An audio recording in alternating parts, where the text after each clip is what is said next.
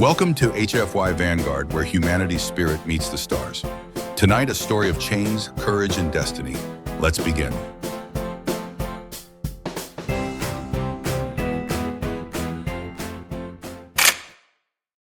The asteroid spun past the viewport so close Matt could make out every crater like pockmarks on a scarred face. His shuttle skimmed along its jagged edge, engines humming in protest while he casually wiped a smear of sauce from his chin. He chewed slowly, savoring the bite as though he were lounging in a diner rather than threading through one of the most dangerous stretches of space in 3 systems.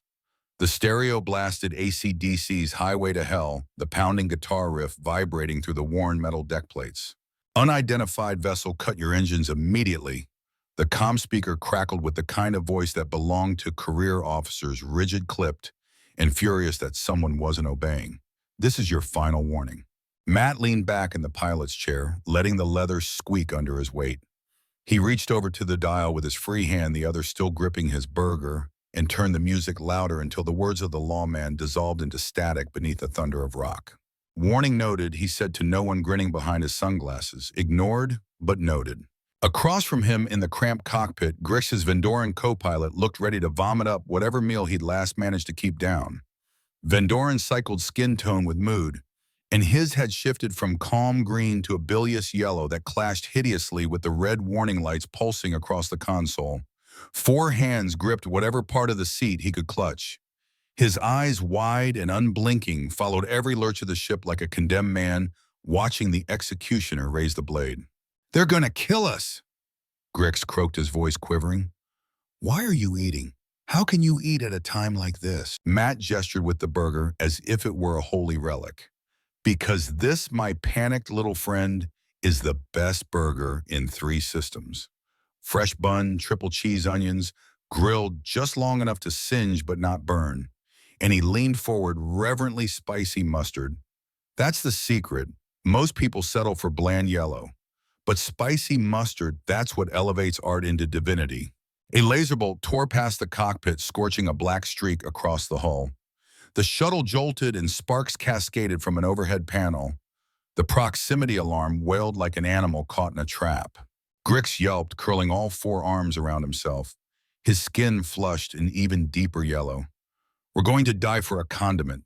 "Don't be dramatic," Matt said, adjusting the throttle with his knee. He twisted the ship in a tight barrel roll, the stars spinning into a mad whirl outside the glass. "We're going to die for quality condiments. That's an important distinction."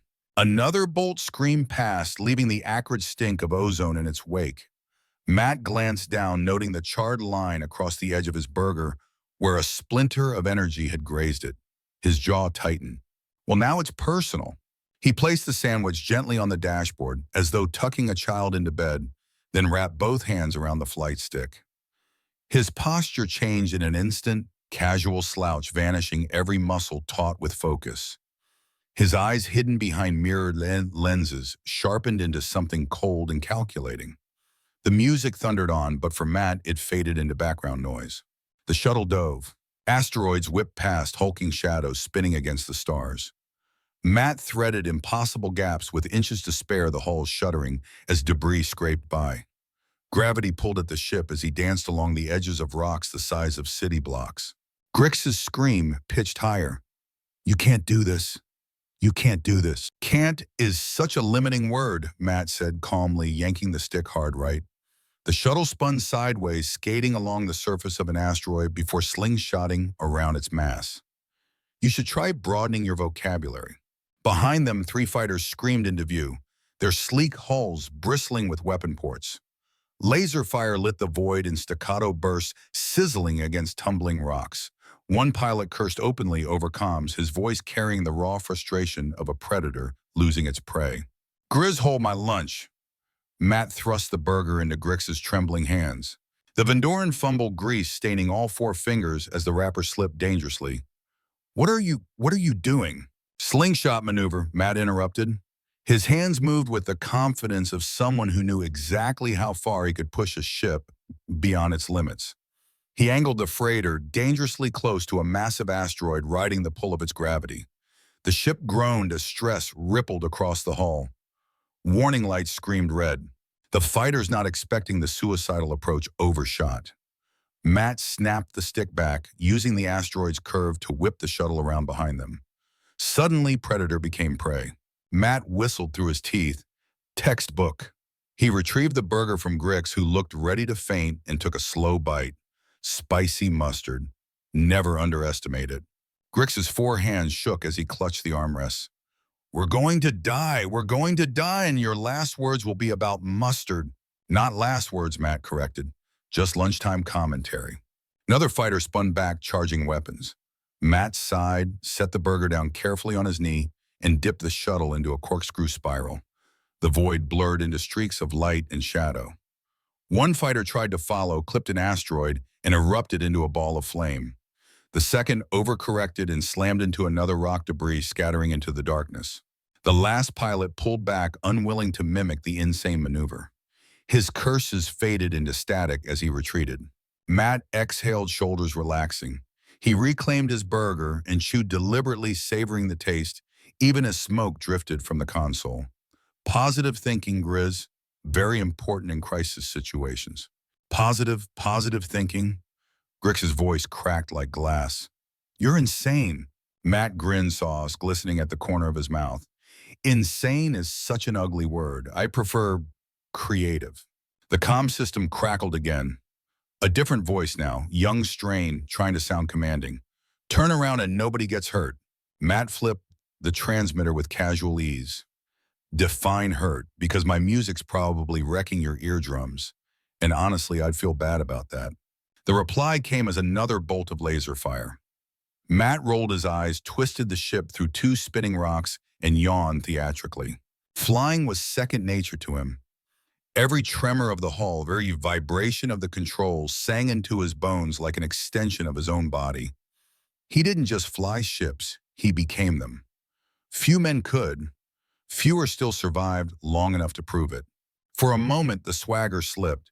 Beneath the sunglasses, his gaze hardened, the steel of memory flashing across his features. This wasn't his first dance with death. He'd flown through worse storms, survived darker odds. And once long ago, he hadn't walked away with everyone. But then he shook it off, reclaiming his burger with the satisfaction of a man who'd won another hand against fate. The asteroid field thinned, giving way to the distant bulk of Helio Station. Its neon lights blinked faintly against the void, a garish beacon promising noise food and the illusion of safety. Matt nudged the stereo, lowering the music to a steady hum. Next stop, Helio. Hope they're hungry. Beside him, Grix slumped against the seat, 4 hands trembling. His skin color flickered weakly between green and yellow like a broken signal. I hate you, he whispered. Oh, Matt said cheerfully. That's just low blood sugar talking. I'll make you a burger when we land. On the house. The Vendoran groaned miserably into his hands. Matt leaned back, a grin tugging at his lips. For everyone else, this was madness. For him, it was just another Tuesday. Helio Station was never quiet. From the outside, it resembled a bloated ring clamped around a hollow asteroid, a mess of docking arms and neon signage layered over centuries of patchwork construction.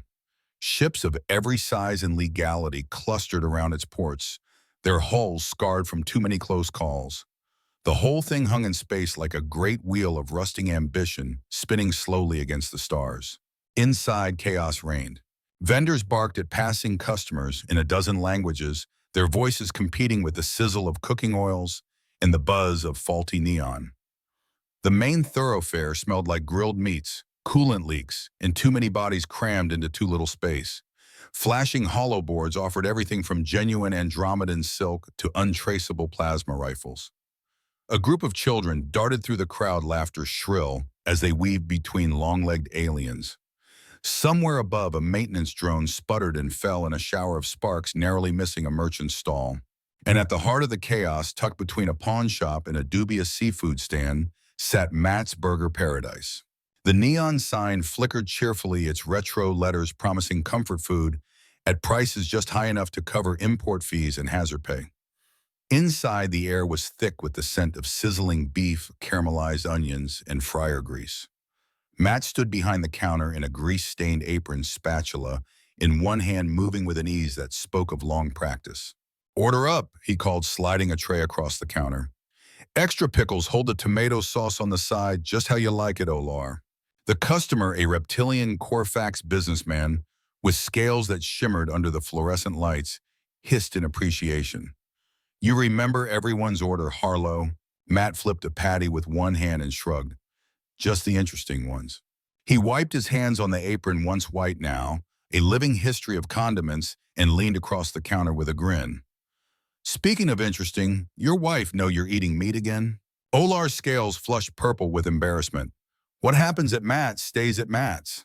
"That'll be 12 credits. 15 if you want my silence."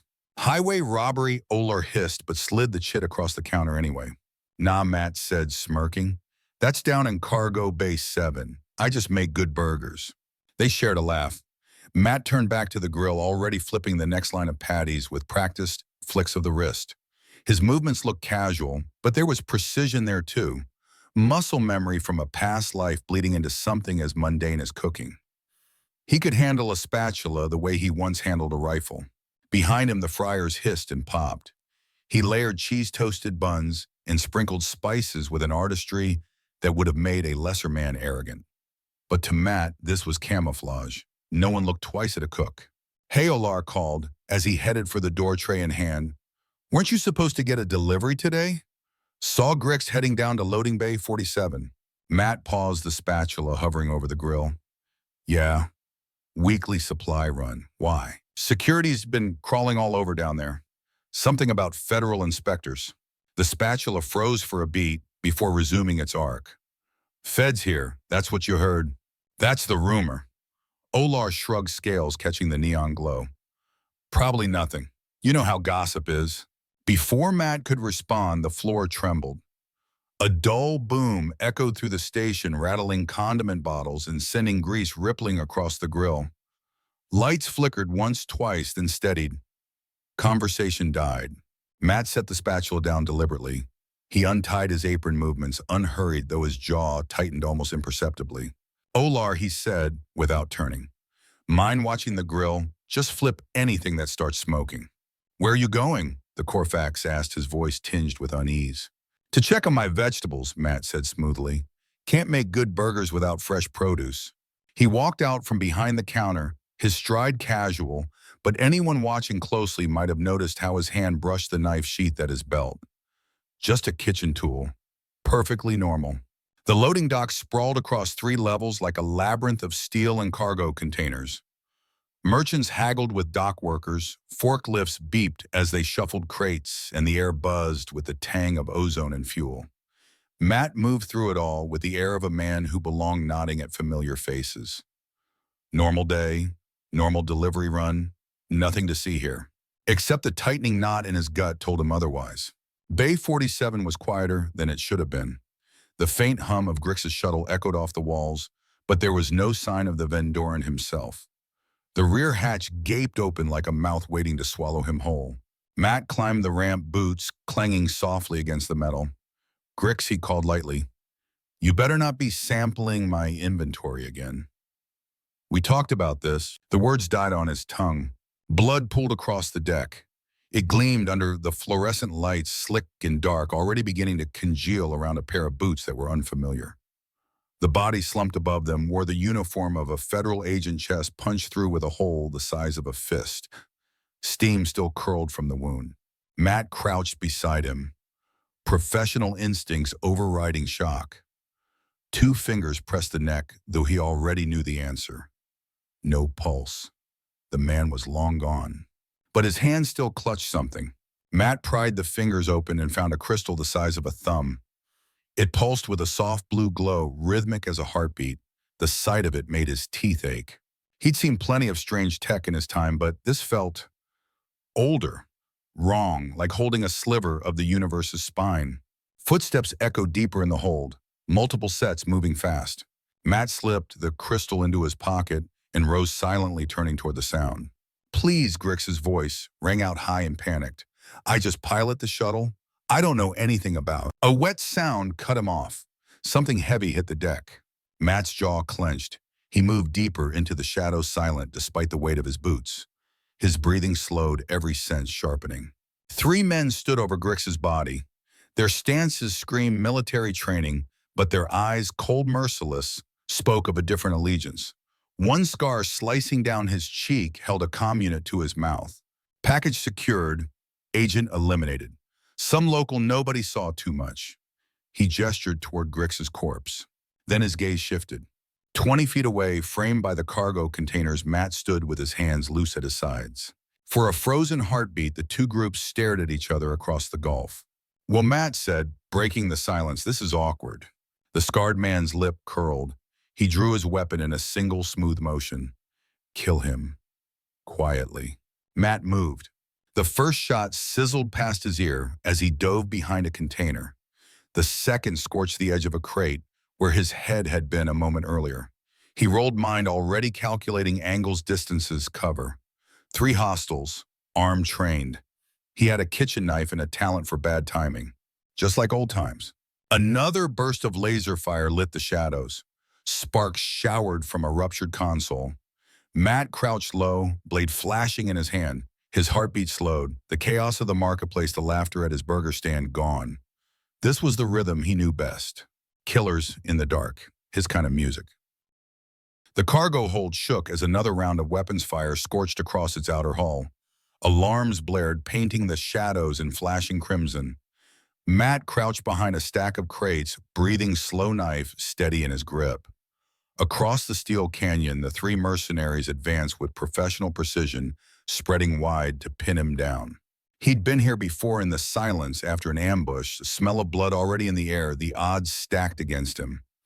He could almost hear the ghosts of his past, barking orders, feel the phantom weight of a rifle he no longer carried. Only this time he had a kitchen knife instead of military hardware and a half-eaten burger cooling back on the dash. Well, he muttered, ducking, as another bolt seared past. Can't say life got boring. The scarred leader signaled to flank. His men moved like wolves, slipping between containers. Matt darted sideways, knife glinting. One soldier rounded the corner too fast. Matt lunged low, blade catching flesh. The man went down with a strangled cry, weapon clattering away. The other 2 shouted, guns spitting red fury. Matt dove for cover, heartbeat steady, every motion measured.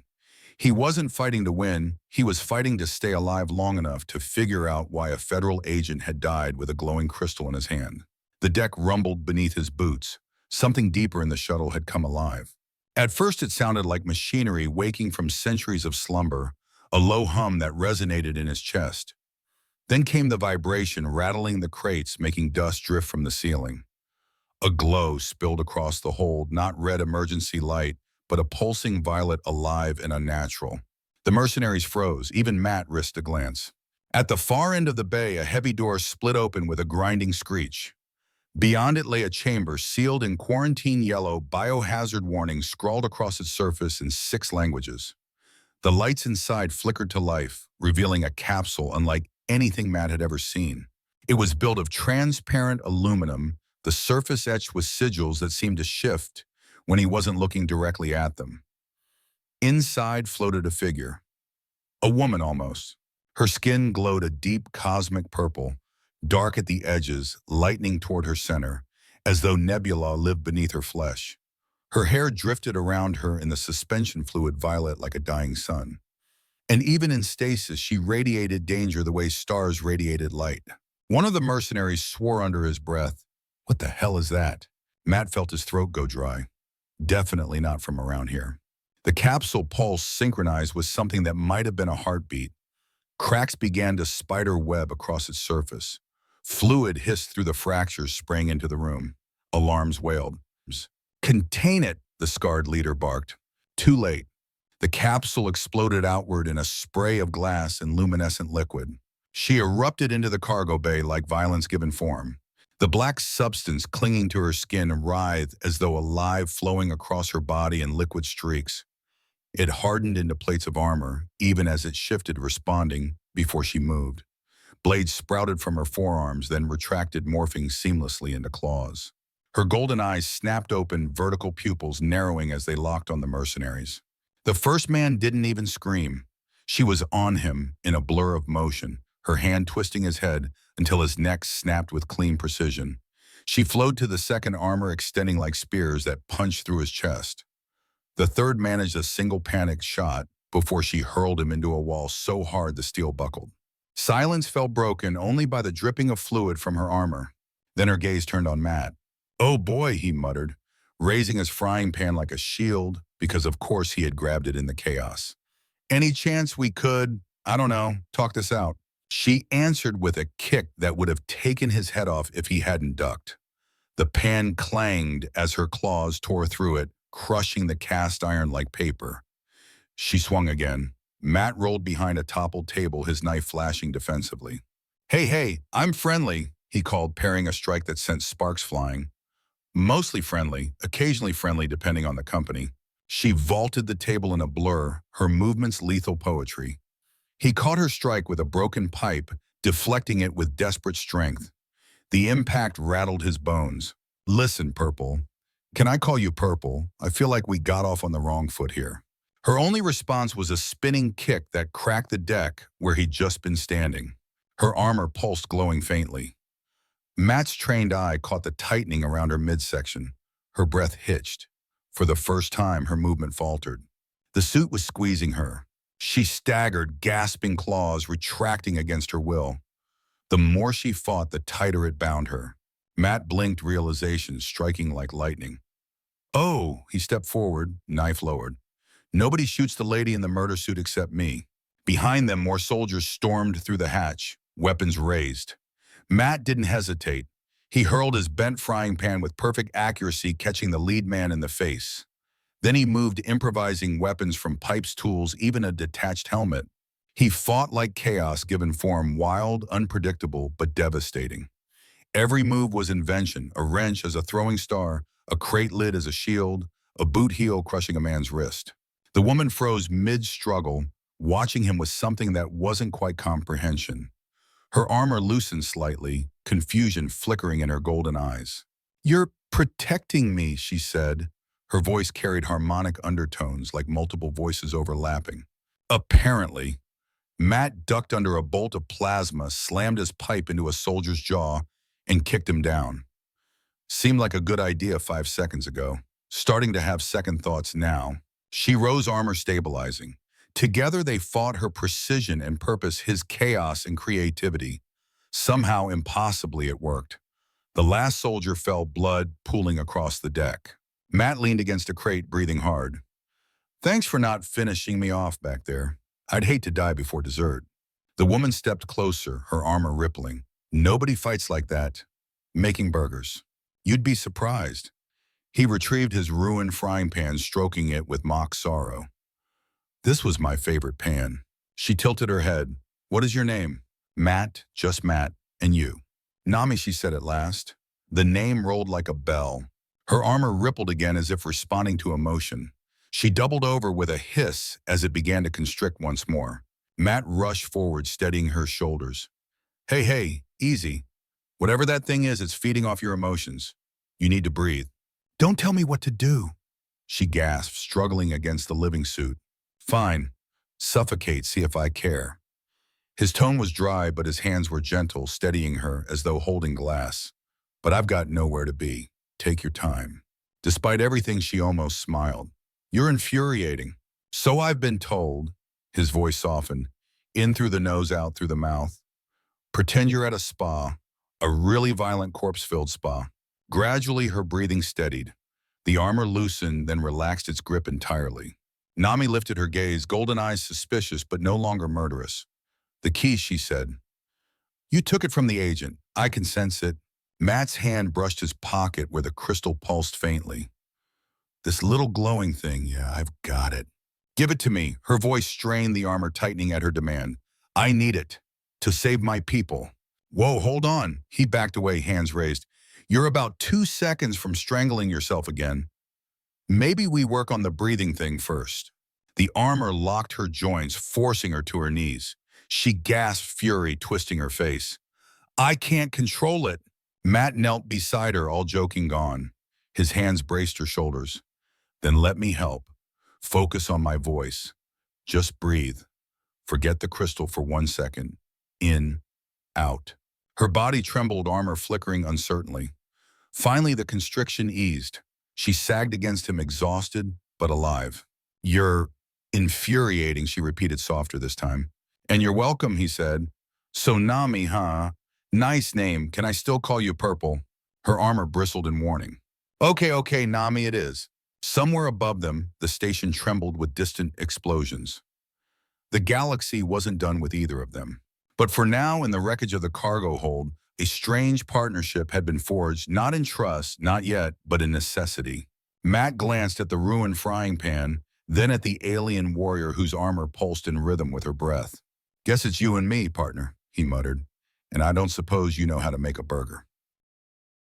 The courier ship bucked violently as another blast raked its shields. Warning sirens wailed red strobes, painting the cramped cockpit in waves of panic. Matt hunched over the controls, jaw clenched, every motion precise despite the chaos. Beside him, Nami strapped into the co-pilot's chair, her bio-armor retracting to minimal coverage, glistening like liquid obsidian against her violet skin. Behind them, Grix whimpered into all four hands, his skin color now a chalky, unhealthy white. "Durlock Station, 2 o'clock, Matt announced, pointing with the half-burnt burger he'd insisted on bringing along. "You're still eating," Grix squeaked. Matt shrugged. "Positive thinking, buddy. Very important in crisis situations." Another hit rocked the ship, sending sparks arcing across the consoles. The stereo finally died with a pitiful whine. Matt's grin faltered. "Well, that's unforgivable." He shoved the burger aside, hands tightening on the controls. His posture shifted in a way Nami noticed instantly, playful mask peeling back, soldiers' steel snapping into place. The ship lurched into maneuvers no civilian freighter should have survived. He twisted through tumbling asteroids, dove under debris, rolled with a grace that made Nami's eyes narrow. "This is not civilian flying," she murmured. Matt smirked. "Video games, very educational." The pursuing fighters struggled to keep up. One clipped an asteroid and spun into oblivion. The others fell behind, cautious now.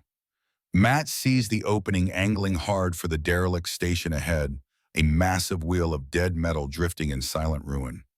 Its docking bays yawned like broken teeth. "They'll follow us," Grix moaned. "Counting on it," Matt said, throttling forward. The courier screamed through the docking bay at full speed, sparks flying as its belly scraped the deck. Matt killed the engines and grabbed the cast iron pan tucked under his seat. Nami raised an eyebrow. "That is your weapon." "Quality cookware," he said solemnly. "Never skimp." The hatch blew open. They sprinted into the dust-choked corridors of the station. Emergency lights flickered, shadows dancing like specters. Behind them, the fighter pilots shouted coordinates as they landed in pursuit. Matt led with impossible confidence, weaving through halls that looked abandoned for decades. Grix panted. "How do you know where you're going?" "I don't," Matt said cheerfully, "but I fake it really well." They skidded to a stop at a heavy door plastered with faded biohazard warnings. Matt yanked it open. In here, the room beyond didn't match the dereliction of the station. It was clean humming with faint power dominated by a capsule that pulsed like a heartbeat. They'd barely stepped inside when the soldiers burst through the outer door, plasma fire scorching the walls. Matt ducked behind the capsule. His pan deflected a bolt with a metallic clang, ricocheting it into a soldier's arm. The man screamed. "Impossible," someone shouted. "Practice," Matt corrected, rolling away. "Also cast iron." The capsule cracked, spraying fluid. A pulse of violet light filled the room. The figure inside stirred golden eyes, flicking open Nami. Only not the Nami who now crouched beside him. This was a recording, an echo of something older stored in stasis. Before Matt could process it, the capsule ruptured completely. And something else came through. The walls trembled, reality itself bending like glass, heated past breaking. From the fracture in space, tendrils of shadow uncoiled, writhing with impossible geometry. They weren't solid yet, they tore through steel bulkheads like cloth. The temperature plummeted, breath frosting in the air. Grix collapsed, moaning. "Void, Kraken." Matt froze. The words hit him like a bullet to the spine. Memories surged unbidden, merciless. Kepler. He was back there 5 years ago. Corridors collapsing, alarms shrieking. His squad pinned down as reality shredded around them. Tentacles of living darkness phased through walls, through armor, through flesh. Johnson screaming. Martinez firing wildly at nothing, and Darius on the ground, body jerking as shadowy tendrils burrowed into his spine. Fall back. Matt's own voice echoed in his skull, younger, desperate, covering fire. He'd dragged Darius, his brother in arms, through shifting corridors that wouldn't stay the same. Reality melted around them, doors leading to nowhere. The void thing followed inexorable, and then the choice. Thousands of civilians, one man he loved like blood. He sealed the blast doors, triggered the self-destruct. Watched Darius's eyes as the flames swallowed him. Eyes that weren't unconscious, eyes that hated. Matt snapped back to the present with a gasp, hand white-knuckled around the pan. His vision blurred at the edges. Sweat ran cold down his spine. The Kraken loomed through the breached tendrils, brushing the chamber. "We're dead," Grix whimpered. "Not yet," Matt said hoarsely. He forced himself upright, body screaming in protest. "Not if we fly." The Kraken's eyes, if eyes they were, shifted toward them, burning with alien hunger. A tendril lashed forward. Matt shoved Nami aside, deflecting the strike with the pan. The impact hurled him across the room. He hit the wall hard, pain spiking through his ribs. Nami lunged, armor-sprouting blades that hacked at the tendrils. Her strike sliced shadows that bled light instead of blood. The Kraken shrieked a sound that reverberated in too many dimensions. "Run," Matt barked. They bolted through the door, the Kraken's bulk tearing after them. Matt half-carried Grix, his vision tunneling. The corridor's warped geometry folding into impossible angles. Back in the ship, Matt collapsed into the pilot's chair. Blood dripped from his side, warm and wet. His hands shook as he forced them onto the controls. Nami slid into the co-pilot's seat. "You're wounded." Later he rasped, "Buckle in." The Kraken surged into the bay tendrils, phasing through the hull as though steel meant nothing. Matt's fingers danced across the console with desperate precision, coaxing impossible performance from the engines. The ship twisted sideways, scraping out of the docking bay in a storm of sparks. "Systems failing," Grix wailed. "Shields useless." Matt's knuckles whitened. "Then we fly smarter." The Kraken lashed out its strike, phasing through shields, brushing the hull with a scream of tearing metal. Alarms cascaded. Nami grabbed the controls with him, her strength steadying his failing body. "Follow my lead," he gasped. Together their hands moved as one. Matt read the Kraken's shifts, sensing the phase variance of its attacks.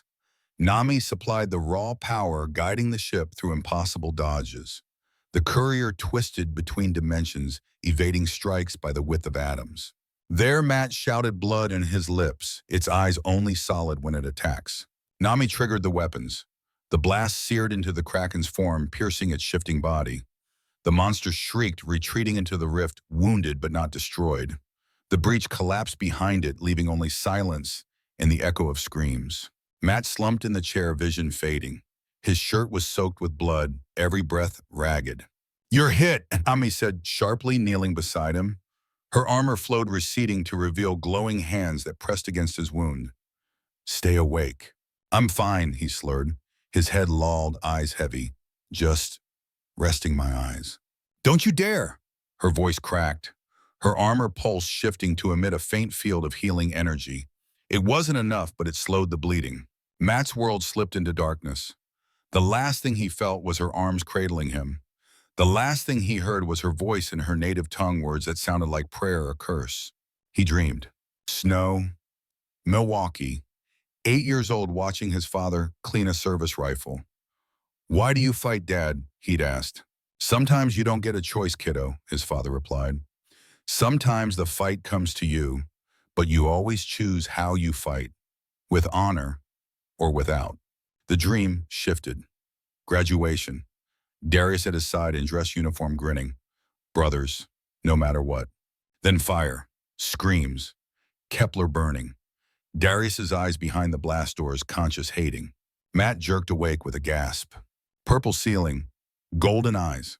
Nami leaned over him, her hands pressed against fresh bandages. The wound had been stabilized, though the pain still gnawed at his side. "You lost a lot of blood," she said firmly. "Don't move." He groaned, sinking back. "Where?" "My quarters," she replied. "The med bay was destroyed. You've been unconscious for 6 hours." Her armor had receded almost entirely, leaving her skin exposed in patches of shimmering violet. It pulsed faintly, resonating with his heartbeat. She looked down at him, golden eyes narrowed, and said quietly, "You fly like a ghost." Matt managed a smile, thin and weary. Ghosts don't fly, they float. Totally different technique. But his hands shook when he tried to sit up. And in her eyes, he saw something he hadn't expected: concern. Genuine, unguarded concern. And the realization terrified him more than the Kraken ever had. Salvage Station 9 clung to the corpse of a dead dreadnought like a parasite. Once a proud warship, the dreadnought had been hollowed out, stripped for parts, until nothing remained but a shell patched with scaffolding and jury-rigged docks. Now it thrived as a black market hub, half bazaar, half refugee camp, all danger. Matt stood in the cramped cockpit of their courier ship, arms crossed as the station swelled in the viewport. His bandaged side still throbbed, but his face betrayed nothing but quiet calculation. Behind him, Nami adjusted the straps of her armor, which had withdrawn into a muted, almost docile state. Grix, hunched at navigation, trembled with all four hands dancing nervously over controls. "This is insane," Grix muttered. "Every bounty hunter from here to the rim is looking for us." "Exactly," Matt said, leaning casually against the chair. "Which is why this is the last place they'll expect us. Hide in plain sight, Grizz. Works every time." "Until it doesn't," Grix mumbled. Nami studied the station, her golden eyes narrowing. "This place reeks of desperation." "You trust it?" "I don't trust anything," Matt said. "That's why I'm still alive." The docking clamps seized their ship with a grinding thud. Alarms blared briefly, then dimmed. The airlock cycled open, revealing the chaos beyond. The docking bay was a hive of activity species from across the galaxy, bartering, shouting, pretending not to notice the armed guards stationed on every corner. The smell was overwhelming: oil, sweat, ozone, and too many bodies breathing recycled air. Hollow screens flickered along the walls, plastered with wanted posters. Matt's heart sank. His own face stared back at him from the screens, scowling beneath bold letters: "Terrorist. Dead or alive. Reward 100,000 credits." Beside him, his portrait was Nami's labeled "Alien Asset. Extreme Danger."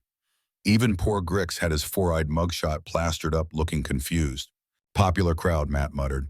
"Too popular," Nami said, her armor rippling uneasily. They moved carefully through the bay, heads down. Matt had pulled his jacket collar high and jammed sunglasses onto his nose. Nami wore a worker's coverall over her armor, hair hidden beneath a cap, though her posture still radiated warrior princess defiance. Grix slouched, trying to look unimportant, which to his credit he managed perfectly. They almost made it through the first checkpoint when a voice cracked behind them. "Turn around," slowly. Matt stiffened.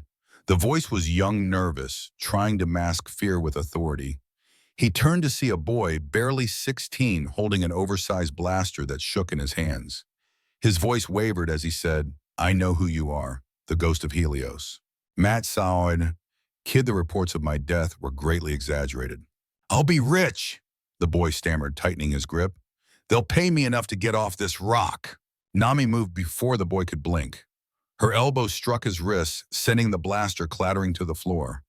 Her arm hooked around his neck, cutting off his air. He went limp in seconds. "So much for not killing anyone," Matt said dryly. "He's unconscious, not dead," Nami replied, lowering the boy gently to the deck. "Though if you keep criticizing my technique." "Promises, promises." Matt dragged the boy into an alcove, covering him with a tarp. But before they could move on, a voice froze the blood in his veins. Well, well, the rumors were true. They turned slowly. Darius Kane stood 20 feet away, flanked by a full strike team. He was as Matt remembered, and nothing like him. His once handsome face was intact, still calculatedly perfect. But where his spine met his skull gleamed a lattice of cybernetic implants, humming faintly with unnatural light. His uniform was immaculate, his posture regal, his smile cruel. "Hello, brother," Darius said softly. Matt's stomach turned. His hand itched toward his pistol, but he forced it still. "We're not brothers." No, Darius tilted his head, the cybernetics whirring. "We bled together, fought together, loved the same woman."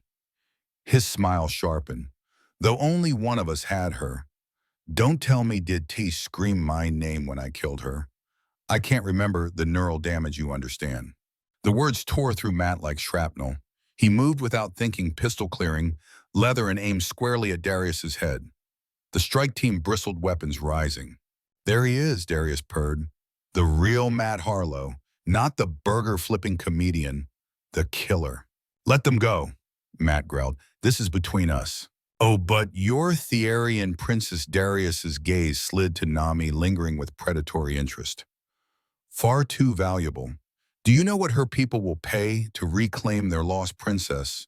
Or what collectors will pay for that bio-armor bonded to her flesh? Nami's armor bristled, responding to her fury. Try it, she hissed. I intend to, Darius said, cybernetic eyes glinting. The standoff shattered as his soldiers surged forward. Matt fired, dropping two before they even realized he'd moved. Nami exploded into motion, her armor blooming into blades that carved through mercenaries like parchment. Grix dove for cover, shrieking. But the numbers were too many. Electrobatons cracked against Nami's ribs, staggering her. Her armor flickered, struggling to compensate. Matt emptied his pistol into the crowd, but the tide was relentless. A baton struck his arm, sending the gun spinning away. Another blow drove him to his knees. And then Darius himself moved. Cybernetically enhanced speed blurred him across the space. His hand seized Matt's hair, yanking his head back. His grip was iron. Still too slow, Brother Darius whispered in his ear. Go to hell, Matt spat. Oh, I already did. Darius smiled coldly. Now it's your turn. A hiss. A hypo spray jammed against Matt's neck.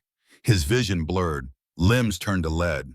Through the haze, he saw Nami fighting desperately, her armor forming shields, blades, tendrils. But stun batons found gaps, hammering her into the ground. She went down, swinging golden eyes burning defiance until unconsciousness claimed her. Grix didn't even get the chance. Two soldiers stunned him flat, hauling his limp body upright. Matt's last coherent thought was of Nami armor writhing helplessly as they dragged her away. He'd failed again, just like Kepler, just like Tay. Then darkness took him.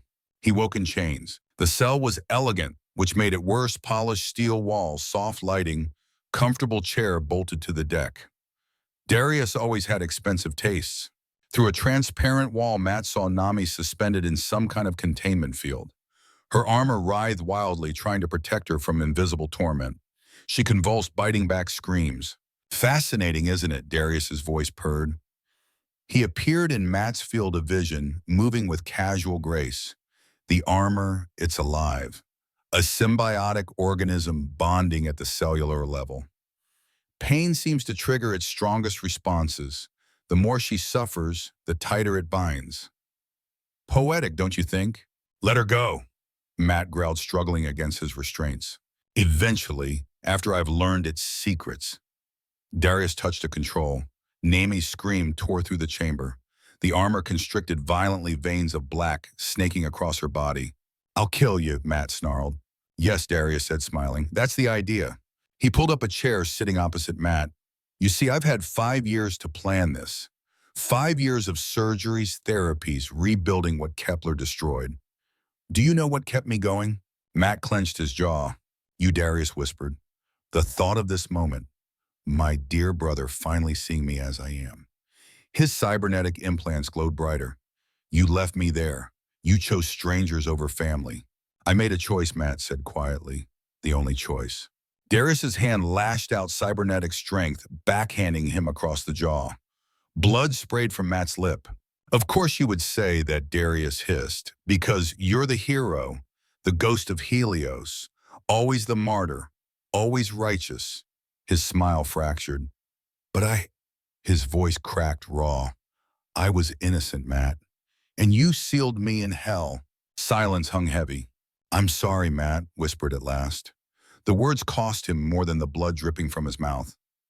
I didn't know you were conscious. Didn't know what the Kraken had done. I thought I was saving you. Darius's laugh was high-broken, jagged as glass. Sorry doesn't give me back my body. Sorry doesn't give me back tea. Sorry doesn't undo 5 years of torment. He slammed the console again. Nami screamed, the armor crushing against her ribs. Matt roared against his restraints. Stop it. Oh, brother, Darius said almost tenderly. This is only the beginning. The surface of Temperian burned. From orbit, the planet had once resembled a sapphire wrapped in emerald clouds. Now fire scrawled across its continents, scarlet veins cutting through green like an infection. Whole cities smoldered under the relentless bombardment of Darius Kane's fleet. Starships hovered in precise formations, weapons discharging with mechanical rhythm. Each blast rippled across the planet's surface like a scar carved into flesh. On the flagship's bridge, Matt Harlow stood in chains, his wrists bound in Hyra cuffs, designed to hold cybernetic soldiers.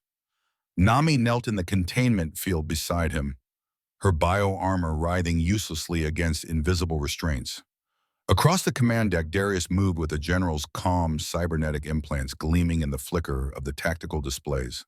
"Behold," Darius said, gesturing to the burning planet, "the future, the Federation's arrogance reduced to ash. And when the Sunderer awakens, the galaxy will finally remember my name." "You'll kill millions," Matt said hoarsely. His lips split from earlier blows, blood trailing down his chin. Darius's smile was ice. "Millions, billions, it doesn't matter. History remembers the victor, not the cost." Nami struggled against the field, teeth bared. "The Sunderer is not yours to wield. It was never meant for conquest." Darius turned to her, curiosity in his cold eyes. "And yet, Princess, here it is. An ancient weapon waiting to be claimed by someone strong enough. I thought perhaps your armor would suffice, but it resists me." His gaze slid to Matt. "Then I realized the key doesn't respond to strength. It responds to connection, to bonds." Matt stiffened. The crystal pulsed faintly in his pocket, as though hearing its name. "Yes," Darius said softly, watching him. "You still have it. The ethereal key. You and the alien bonded when you fought the Kraken. The key recognized it. That is why it will open for you, not for me." "Go to hell," Matt growled. Darius stepped closer, lowering his voice. "Hell already claimed me. You're the one still clinging to illusions." He touched a control. The restraints released just enough to let Matt stagger forward. Soldiers raised rifles instantly, but Darius lifted a hand. "No, let him try." Matt lunged. His shoulder slammed into Darius's chest, but the cybernetics absorbed the blow. In seconds, Darius twisted him down, pinning him with humiliating ease. "Still too slow," Brother Darius whispered. The soldiers dragged Matt back to his knees. He spat blood onto the deck. "You'll never win." "Oh, I already have," Darius said. His smile was brittle, dangerous. "Take them to the surface, to the temple. If the Sunderer must be awakened by their bond, then so be it. I will seize control once it's active." The ancient temple rose from the northern continent's wastes, like the broken fist of a god. Jagged spires of obsidian reached skyward, etched with glyphs that predated known history. Around its base sprawled Darius's forces, dropships, artillery soldiers in perfect formation. The flagship descended with thunderous engines, its shadow blanketing the ruins. Matt and Nami were marched down the ramp shackled, surrounded by rifles. The air smelled of scorched stone and ash. Even bound Nami carried herself like royalty, golden eyes smoldering. Matt shuffled beside her, every step sending pain through his battered ribs. They were forced down the temple steps into a cavernous chamber carved from living rock. At the center stood the Sunderer. It was beautiful and terrible. A crystalline matrix rose from a dais, its facets glowing with void-dark energy. The air thrummed with raw potential, vibrating in their bones. Matt felt it tug at him like gravity, like inevitability. "This is it," Darius said reverently. "The weapon that will unmake fleets or heal worlds, depending on the wielder's intent." He looked at Matt. "So brother, choose. Awaken it or watch this planet burn." Matt's jaw clenched. His gaze slid to Nami. Her armor rippled uneasily, resonating with the crystal in his pocket. "You know what it wants," she said softly. "Not strength, not rage, intent." "And what's your intent?" Matt asked. Her golden eyes softened just a fraction. "To save my people, to heal what was broken." The soldiers pressed closer, rifles raised. Darius gestured impatiently. "Do it." Matt exhaled, pulling the key from his pocket. The crystal pulsed blue fire, casting eerie light across his scarred face. He felt the weight of every choice he'd ever made, pressing down on him, the lives lost at Kepler T's smile before the flames, Darius's eyes behind the blast doors. This time he would not stand alone. He reached for Nami's hand. Her fingers closed around his without hesitation. Armor flowed over, their joined grip sealing them together. The crystal's pulse matched their heartbeat. They stepped onto the dais. The Sunderer came alive. Light erupted from the matrix, raw creation force flooding the chamber. It was not gentle. It was not kind. It tore through Matt's veins like fire-ripping screams from his throat. Nami cried out beside him, her armor convulsing wildly to protect her from energies beyond comprehension. Darius laughed, arms spread. Yes, give it to me. Channel it, awaken it full. But the weapon did not turn to him. It turned to them. Visions slammed into Matt's mind. Lives across Temperian, men, women, children, faces twisted in fear as bombardment rained down. A little girl with teased eyes crying for parents she would never see again. He gasped, overwhelmed. I see them, Nami whispered. All of them. Then help them. Matt rasped, clutching her hand tighter. Help me, help them. Their connection deepened, souls brushing against one another, raw and unguarded. Nami felt the cavern of his guilt, the endless pit where names and faces of the lost were buried. She saw the weight he carried, the need to save everyone, because he had failed to save the ones who mattered. And Matt felt her too, her strength, her compassion hidden beneath a warrior's mask. The fear she never voiced that she was only a weapon, nothing more. The longing she buried deep for trust, for family, for someone to see her as more than the armor she wore. The Sunderer resonated with their unity. Light cascaded across the chamber, surging outward in waves. It spread across the planet like ripples in water. Cities began to mend, scars of bombardment closed. Fires smothered themselves. Wounded civilians gasped as radiation burns healed in moments. The planet itself sighed in relief as though a hand had smoothed its brow. But the cost. Matt staggered, life draining into the matrix. His bones felt like glass ready to shatter. Nami screamed, armor flickering violently as it tried to shield her. The dais shook under their weight. It's too much, she gasped. It's taking too much. I know. His free hand cupped her cheek. Hey, look at me. Her golden eyes locked onto his, terrified, luminous. Worth it, he asked softly. Tears welled at the corners of her eyes. Worth it. She leaned into his touch, armor sparking around them. I had plans, she whispered. Worlds to see, burgers to mock. Rain check, he managed, voice breaking. You and your rain checks. Despite the agony ripping through her, she smiled. The matrix pulsed harder, demanding everything. Matt's knees buckled. Nami swayed, her armor dimming. Then something shifted. The Sunderer found not just life force, but something stronger. Their bond, their choice. The weapon harmonized with their connection, stabilizing. Energy flowed through them without breaking, channeled back into the matrix in a perfect circuit.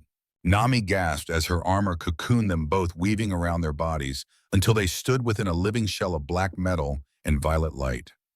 Matt felt her heart beat like an echo of his own. Their breaths synchronized, their souls fused. The Sunderer sang. The weapon's roar rose to a crescendo, then fell silent. The crystal crumbled into dust between their hands. The matrix dimmed, its long vigil complete. They broke apart, gasping, drenched in sweat. The armor peeled back slowly, leaving Nami trembling, but alive. Matt collapsed to his knees, chest heaving. So he panted. That happened. Nami's lips curved despite her exhaustion. Your timing needs work. Excuse me, that was perfectly calibrated tongue deployment, he said, as she pulled him into another kiss, this one gentler exploring. Her armor purred content. Better, she decided silently. Still needs practice. Above them, Temperian healed.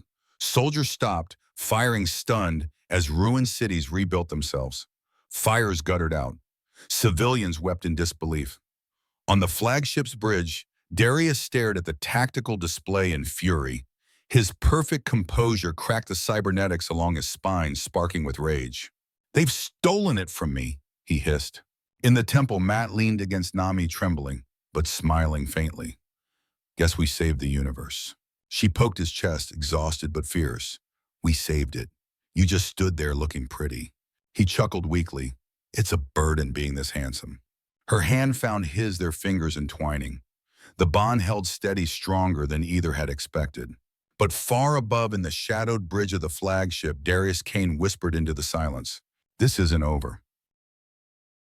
The ancient temple shuddered as the last echoes of the Sunderer's power faded. Dust drifted from the vaulted ceiling. The crystalline matrix lay dark and lifeless, shards of its shattered key glittering on the dais like fallen stars. Matt collapsed against Nami's chest, heaving sweat plastering his hair to his forehead. Every muscle in his body trembled, the aftershock of channeling creation itself. Beside him, Nami's armor flickered faintly, retreating from her skin as though exhausted in its own right. Her golden eyes glowed softer now, but there was something new in them, a warmth that hadn't been there before. "It's done," she whispered, voice raw. Matt forced a grin, though it trembled. "And we're still alive. Always nice when a plan works." "You had a plan?" she asked, raising a skeptical brow. "Sure," he said, wheezing. "Step 1, don't die. Step 2, repeat step 1. Despite herself, she laughed, the sound echoing through the ruined chamber. Outside, the planet stirred. Fires guttered out. Radiation dissipated. Cities scarred by bombardment began to rebuild themselves, structures knitting back together under waves of restorative energy. Civilians staggered from shelters, blinking in disbelief as wounds closed and air grew clean again. For the first time in weeks, Temperian breathed. But it wasn't quiet for long. Explosions thundered in the distance as Darius's fleet faltered. Without the weapon's resonance, their formations broke. Pilots panicked. Captains abandoned orders. Already ships scattered in retreat. On the flagship, Darius Kane raged. His cybernetics sparked his composure, fracturing as he watched victory slip away. "They took it from me," he hissed, smashing a console with inhuman strength. "My brother, my weapon, all stolen." Yet his fury dimmed when the feed shifted, showing Matt and Nami stumbling out of the temple alive, victorious. Darius froze, his face twisted with something far more dangerous than anger grief. The docking bay of the flagship erupted in chaos. Matt shoved open the shuttle's ramp, dragging Grix inside, while Nami covered them with blades of living armor. Soldiers scattered, demoralized. "Go, go, go!" Matt barked. Grix scrambled into the cockpit, all 4 hands flying across controls. The engines roared to life, but Darius was waiting. He stepped into the bay as the ship lifted cybernetic implants glowing like molten steel. His eyes burned with hatred and something else, something Matt didn't dare name. "You don't get to leave me again," Darius said, his voice carrying across the bay like judgment. He moved faster than thought, his augmented frame blurring as he leapt. His hands clamped onto the ship's hull. The entire vessel lurched under his grip. "Shake him!" Matt shouted. "I'm trying," Grix squealed. The ship veered wildly, slamming into scaffolding. Sparks rained down. Still, Darius clung on, climbing hand over hand toward the cockpit. Nami's armor formed a jagged blade. "I'll cut him free." "No," Matt said, eyes hard. "He's mine." He hit the hatch, release wind and fire howling into the cabin. He staggered out onto the ramp, clutching the frame for balance. Below him yawned the burning surface of Temperian. Darius hung on his face, lit by sparks. "Brother," he shouted over the roar, "you'll always choose them over me, won't you?" Matt's jaw clenched. Not this time. He launched himself forward, slamming into Darius with all his weight. The 2 men grappled on the hull, blows ringing against steel. Sparks sprayed as fists, flesh and metal collided. "Kepler, wasn't your fault," Matt shouted, ducking a swing. "I didn't know you were conscious. I thought I was saving you." "You chose them over me," Darius roared, cybernetic claws raking across the hull. "I chose everyone," Matt snarled back. He drove his fist into Darius's jaw, teeth shattering. "That's what you never understood. I couldn't save just one." The fight raged, brutal and raw, the culmination of years of guilt and hate. Finally, Darius staggered, Matt's pistol pressed to his chest. Darius's eyes, still human, still his brother's, met Matt's. "Do it. Be the killer I need you to be." Matt hesitated, breath ragged. His hand shook. But then Nami appeared behind him, her hand closing gently on his wrist. "Don't," she whispered. "Not for him. Not for you." Matt's grip slackened. The pistol fell. Darius's face crumpled. He staggered back, clutching his chest where the weapon had rested. "You won't even give me that?" His voice cracked with despair. Then the ship bucked, throwing them both. Matt caught the frame. Darius slipped. His cybernetic fingers clawed for purchase, but for the first time in 5 years, he looked afraid. Matt, he shouted raw and broken. Don't let me. Matt lunged, their hands clasped brother to brother. For one suspended heartbeat, it seemed he might pull him up. Then Darius's cybernetics sparked violently. His grip slipped. He fell. His body disappeared into the burning clouds below. Matt hung there, panting, grief etched across his face. He whispered into the wind, "I'm sorry." Hours later, the courier ship touched down among the ruins of Temperion's capital. Civilians flooded toward them, eyes wide with hope. Federation forces, once loyal to Darius, laid down arms in surrender. Matt staggered from the ramp, Nami at his side, her armor pulse faintly resonating with the planet's healed rhythm. "You saved them," a voice whispered. An elder knelt before Nami, tears streaking his face. "Princess, you brought life back." "I didn't do it alone," Nami said quietly, glancing at Matt. He smirked faintly. "Team effort." The crowd cheered. Children laughed. For the first time in years, Temperian sang with life instead of screams. Epilogue, 5 years later. The neon sign above Matt's Burger Paradise flickered happily, casting warm light across the bustling thoroughfare of a rebuilt Helio station. The restaurant was packed, aliens of every species crammed into booths, the air thick with laughter and the scent of sizzling meat. Behind the grill, Matt flipped patties with practiced ease. His apron was stained, his hair more gray than before, but his grin was the same. "Order up," he called, sliding a tray to the counter. A small hand darted out to snatch a fry. "Mira Kane Harlow," Matt said sternly, "what have I said about stealing?" The 11-year-old girl grinned, her eyes her father's gold, but her smile pure mischief. "It's not stealing if I'm quality testing." "She has a point," Nami said from the register, her voice cool but affectionate.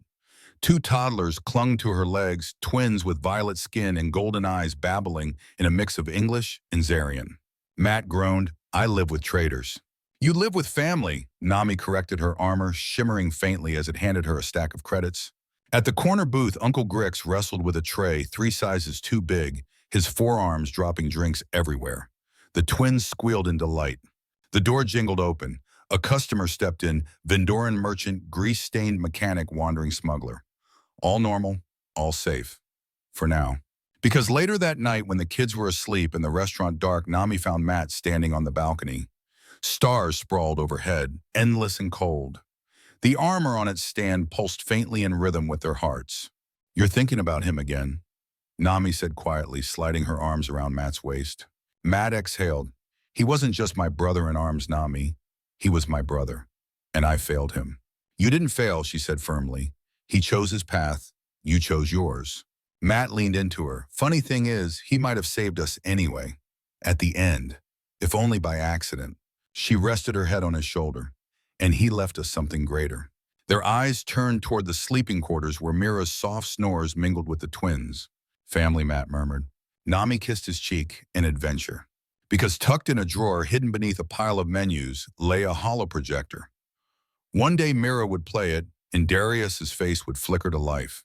His final message would speak of weapons still hidden across dead worlds, of truths buried about Nami's armor of storms yet to come. But for tonight, Matt and Nami stood together on their balcony, holding each other against the stars. "Think we can do it?" she asked softly. "Save the universe, raise 3 kids, run a restaurant." "Together," Matt said. She smiled. "Together." "Then yeah," he whispered, kissing her. "We've got this." Above them, the stars wheeled silently. Somewhere in their depths, old wars stirred, lost weapons waited, and shadows gathered. The ghost of Helios wasn't done. He was just getting started.